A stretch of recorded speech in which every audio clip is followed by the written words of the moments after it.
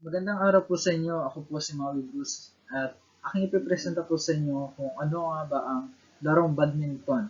At tara, alamin natin. What is badminton? Badminton is an Olympic sport for two or four players in which long-handled rackets are used to hit a shuttlecock.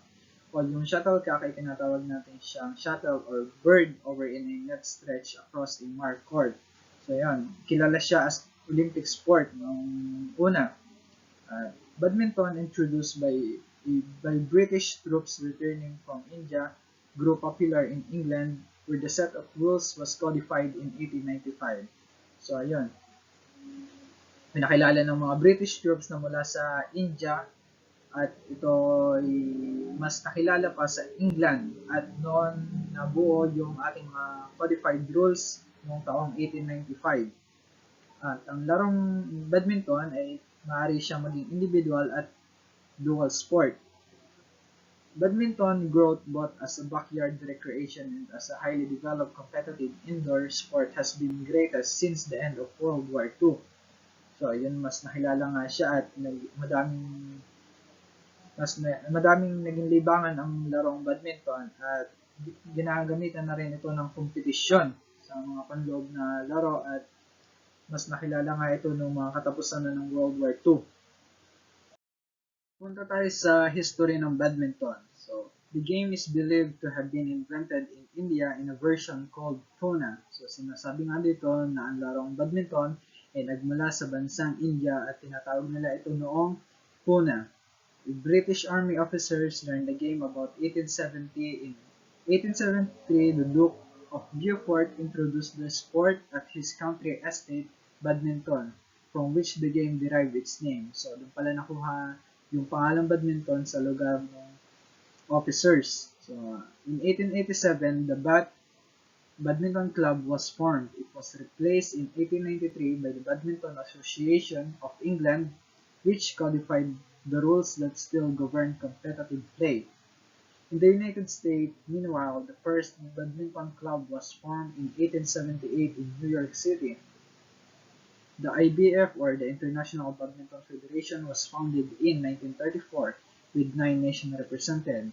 So, ayun nga, may siyam na bansa na kasali na nagre-representa dito sa International Badminton Federation noong 1934. At mas nakilala pa ang larong badminton nung pinakilala ito ni Thomas Cup at ito'y nilalaro noon ng mga kalalakihan in 1949 at yung Uber Cup competition for women noong 1957. At nakakuha ito ng attention mula sa mga kilalang tao at isa na dito yung si Judy Devlin Hashman of Baltimore. She is winner of 10 All-England titles. So, ayun. Ang history ng badminton. So, equipment and materials na tayo. Equipment and materials. Rackets are lightweight, much smaller than those used in tennis. Yun, mas maliit at mas magaan dun sa ginagamit ng tennis player. Tapos yung shuttlecock, siyempre hindi mawawala yung ating shuttlecock. 5 grams lang ang kanyang bigat. At ito ay usually made up of cork and feather which can cause the shuttle suddenly to stop, drop, or turn in mid-air. Siyempre, isama na rin natin yung sukat ng ating court.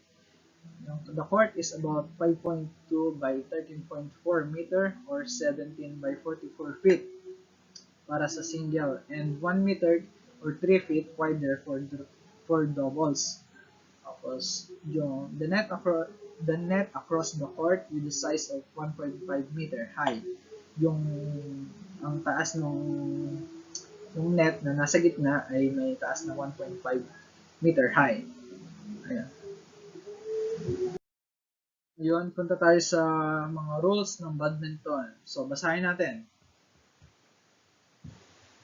A game can take place with either 2 singles or 4 doubles players, and an official match has to be played indoors on the proper court dimension.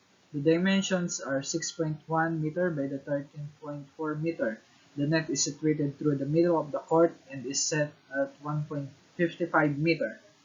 To score a point, the shuttlecock must hit within the parameter of the opponent. If the shuttlecock hits the net or lands out, then a point is awarded to your opponent. Player must serve diagonally across the net to their opponent. As points are won, then serving station move from one side to the other. There are no second serves, so if your first serve goes out, then your opponent wins the point. A serve must be hit under arm and below the server waist. No overarm serves are allowed. Each game will start with a toss to determine which player will serve first and which side of the court the opponent would like to start from. Sunod ay, once the shuttlecock is live, then a player may move around the court as they wish. They are permitted to hit the shuttlecock from out of the playing area. If a player touches the net with any part of their body or racket, then it is deemed a fault and their opponent receives the point. A fault is also called if a player deliberately distracts their opponent, the shuttlecock is caught in the racket then flung. The shuttlecock is hit twice, or if the player continues to infract with the law of badminton, each game is umpired by a referee on high chair who overlooks the game. There are also line judges who monitor if the shuttlecock lands in or not. The referee has overriding calls, infringement, and faults. Let may be called by the referee if an unforeseen or accidental circumstance arose. This may include the shuttlecock getting stuck in the net, server serving out of turn, one player was not ready, or a decision which is too close to call. The game has only two rest periods coming in the form of a go-second rest after the first game and a 5-minute rest period after the second game. If the laws are continuously broken by a player, then the referee holds the power to dock that player of point with persisting foul, receiving a forfeit of the set or even the match. So, yun yung ating mga ground rules sa badminton. Yan na yung lahat. Kasama na.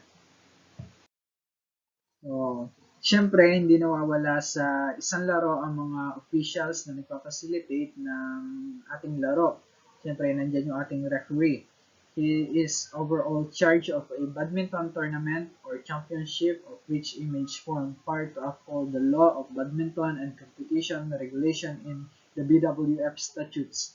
So, yung BWF statutes natin, consist yan ng mga rules natin, regulation, guideline, policies, and governance and management, and mga technical assistance, nandyan yan sa BWF statutes natin. Then, individual single match require a total 6 officials, an umpire who is in charge of the match, the court, and its immediate surroundings. Then, 4-line judge, 2 for each side of the court position at the baseline, who indicate whether a shuttlecock landed in or out on the line assigned. Then, a service judge. So, ayun. Sa double match, require naman siya ng total 8 officials. Katulad lang siya nung nasa taas at dinagdagan lang siya natin sa east side ng position upang magtingin sa kung in or out yung serve ng opponent. Ayan, sila yung nagtitingin nun sa double service line. Ayan. So, ayun nga. Paano ba natin malalaro ang larong badminton? So, ganito kung paano tayo magka-score. In order to score, a player has to serve or put the shuttle in play. Siyempre, kailangan mo muna i-serve yung ating shuttle. I-serve mo muna siya, tapos makaka-score ka pag yung iyong kalaban ay hinayaan niya lang itong pumatak sa lupa. Or pwede kang magka-score by a fault. Lumalabas na yung fault pag yung kalaban mo is na yung ititira niya sana pero sala. At or pwede namang magka-score ka pag yung shuttlecock is nagpunta sa ilalim ng net or tumama sa net at lumabas ng playing area yung shuttlecock. So, yun, pwede ka doon magka-score. So, ayun, kung paano laruin ng badminton. In double or men's single, nananalo sila by a 15-point game. Tapos in a woman, nananalo sila by a single 11 points. A match is the best 2 out of 3 games. So, ayun. Ganun lang kung paano laruin ng badminton. Madali lang. Kayang-kaya. So, yun lamang po at maraming salamat. Salamat po.